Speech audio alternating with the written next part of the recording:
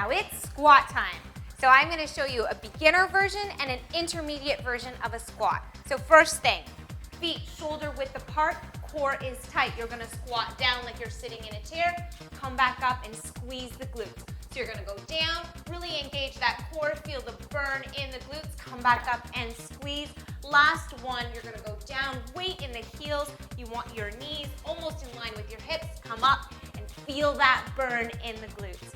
For our intermediate version, I'm going to add a little bit of cardio here to get that heart rate up.